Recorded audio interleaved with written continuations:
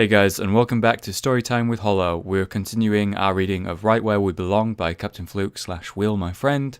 We're on chapter 6, Takeoff, and some stuff happens. Backstories happened. Stuff is going to happen. Fairly short chapter, so we'll see how long this is. Please enjoy chapter 6 of Right Where We Belong, Takeoff. Shit, Reg muttered loudly as he quickly thrashed around the small room attempting to gather all his equipment. Half-dressed with only one boot on, tightly clutching most of his gear, he practically threw himself out of his room and bolted down the hall towards the hangar. His hair messy and his eyes struggling to stay open, he barreled past civilians who double-glanced at the infamous scavenger. His knack for survival met only with an inability at timekeeping. "Sorry!" he yelled over his shoulder as he almost ran straight into an old lady who had long ago realised it just wasn't worth the effort to argue back as Rage continued apace, elbowing his way through a door at the end of a passage. Gubiak's gonna have my head, he thought to himself, a mix of early morning hysteria and fear at yet another scolding from the miserable commander, though in the back of his mind what he feared most was another disappointed stare from Hollow. He didn't know if he could deal with one more. Turning a final corner, he reached the last stretch of the corridor before the huge iron door of the hangar, a single guard standing outside the front who was suddenly very taken aback by the figure hurtling towards him, one that didn't look to be slowing down. "Open it!" Rage yelled, the mix of momentum and having only just woke up, leaving his legs almost on autopilot, and with his hands still clutching his gear, he was left with very little to protect him from the upcoming collision. The guard's eyes widened as he spun around, typing in the code and slamming enter as the iron door began to lift, slowly. Rage tightening his grip and readied himself as the gate began to get larger, inch by inch. "Just slow down," the guard yelled, worried for both the safety and sanity of the scavenger. "It's too late for that," Rage replied before throwing himself down onto his shoulder, sliding through the gap under the door, making a large clattering sound that echoed around the hangar. Only just clearing it, he slid on his back before coming to a full stop and bursting into laughter which was cut instantly short when he glanced up and noticed himself at the feet of a very angry-looking Gubiak and a very disappointed-looking Hollow. The blowtorch roared as Tide expertly sealed a final pipe into the engine, his face covered by a thick steel mask, although the rest of him was unchanged as sparks littered across his burly arms. The American barely noticed them. As he soldiered the last section, he clicked it off, the engine room becoming a quieter one with only the sounds of the commander shouting at Rage for being late again. Tide chuckled to himself before closing the panel on the engine, rising to his feet and heading over to the panel at the wall. "Alright, we're all sealed in here. Really need to stop that scientist and his ghost friend mucking up my engines," he stated down the intercom, chuckling. "Well, don't forget that the ghost friend has ears everywhere," Fluke replied, and almost instantaneously Duke added, "It's a blessing and a curse. I'll have you know that the work I do is top-notch, though faulty welding isn't me. I don't even have any hands." Laughing, Tide headed into the hall of the ship where Peace and Evans sat in the newly attached chairs along the wall. Evans, obviously not used to this kind of rough transportation, was shuffling and readjusting his straps, attempting to get comfortable. The heavy leather straps and steel clasps apparently unable to sit right across his build, and the thick metal base too rigid. Peace sat quietly, obviously bored with the angsty scientist next to him, as yet again Evans mumbled under his breath, "Ugh, I hate flying." "I know, you've told me several times," Peace shouted, gesturing at no one, finally losing his cool. "Well, I do. I can build you a ship, but I don't want to be on it," Evans added, still fiddling with his straps as the big American sauntered in front of him. Grabbing the straps, he tugged down heavily, pulling them tight, sealed Evans into his chair. "There, now no more complaints," he added, his infectious beaming smile slightly cheering up Peace, although that relief and happiness lasted all of 10 seconds, as the scientist then began to talk at the otherwise solitary and silent scavenger, who had the chilling realization he was stuck next to Evans for the entire flight. Tide, ignoring the two behind him, headed over to the centre of the ship and stood over an iris which led down to Pocket's turret underneath. "Hey Pocket, you almost done tinkering down there?" he asked as the sing-song voice called back up. "Yup, just gotta do like 2 more things." "Awesome, I'll let them know we're ready to fly," he responded before heading up to the cockpit to tell the captain. "I said I was sorry," Rage, exasperated, stated again to the commander. Gubiak's vodka-soaked breath had bombarded him with insults over the past 10 minutes, as his best friend stood only feet away, fixing up Rage's gear for him. Gubiak threw his hands up and shouted, "To Oznaz, Panazzi, oh god, look, let's just take a step away from the narration for a second. I'm not going to be able to say this. He says something loudly and angrily in foreign, and I can't pronounce it. before storming off to a group of nearby technicians just to get away from Rage. Hollow looked up at his teammate, who was still missing a shoe, and sighed before passing Rage's gear to him.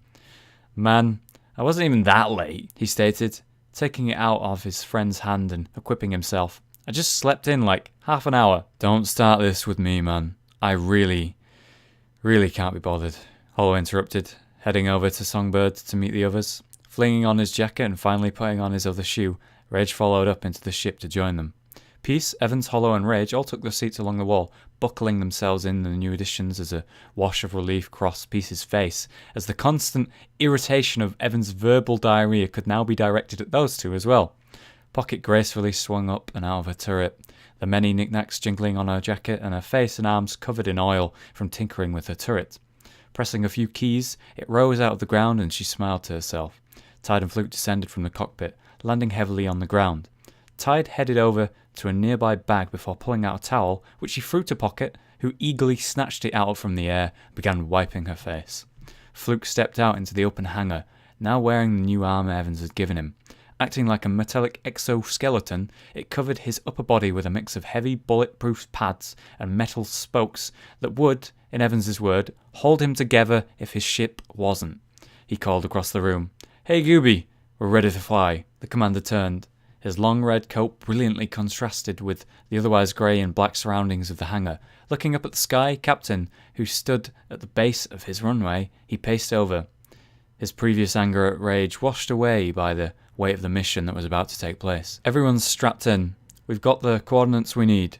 We're ready," Fluke added, his blue eyes calm against the coming storm. Clenching his jaw, 1,000 thoughts ran through the Polish leader's head, as every single good and bad possible decision became a wash of information and questions streaming through his already clouded mind. This was the mission that could end the war, that could finally return Earth into the hands of humanity, and he was at the helm. Yet in his years in charge, and his years as the leader of the people that he knew must survive, his skill and determination at procuring the right decision had been turned to a finite skill. He matched the captain's gaze, nodded, and with a tone of confidence that had earned him his place at the top of the pile, he said, "Good luck." That was all the captain needed. Smiling, he walked back into his ship and passed the waiting crew into the cockpit he'd known to call home, and took off. The large black and grey ship took to the air, and with a roar as dozens in the hangar stood behind the shoulders of Gubiak, gracefully and powerfully, Songbird roared out of the hangar, and the eyes of the room watched it go.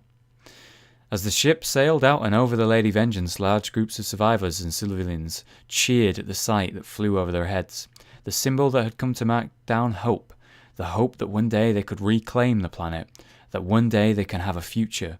Although Fluke's eyes were locked dead ahead on the open sky, and the rest of the crew found themselves inside the hull, tightly wrapped in seats that shook with the sweeping momentums and movements of the ship, they felt the gaze, the burden, the torch that they flew. And they knew this might be the last time it was flown. Staring dead ahead, they felt the atmosphere change as more distance was put between them and their home. A silence had dropped across the otherwise active and skittish group. Although the majority had been on missions, only 2 had ever set off on one with so much riding on it. The pilot, who guided the ship towards the first location, and Hollow, who took his name after what he had lost amongst the failure the last time they attempted something on this scale. Taking to his feet, he climbed the ladder into the cockpit and joined Fluke as they passed through the clouds, staring out the window at the lands they traversed.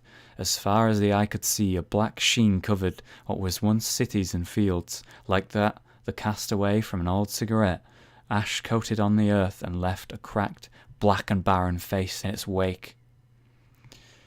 This is what we fight for, Hollow thought to himself, as the towering plateau of destruction lay beneath him, and he thought over all that humanity had lost, what he had lost, what he had left to lose, looking over his shoulder at the solemn figure that stood behind him.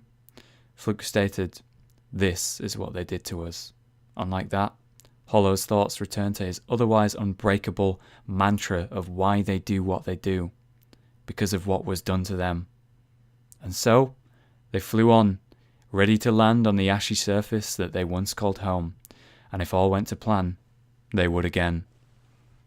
And so ends Chapter 6, Takeoff of Right Where We Belong. Really cliffhanger, awesome chapter there. Really gets you pumped to find out what happens next. And an exciting story all over the place, really. I love the characters. I love the way he's described each other's. Obviously, he's changed a little bit of our personality to make it suit, so that we have some character depth and, potential improvements and a past of some sort.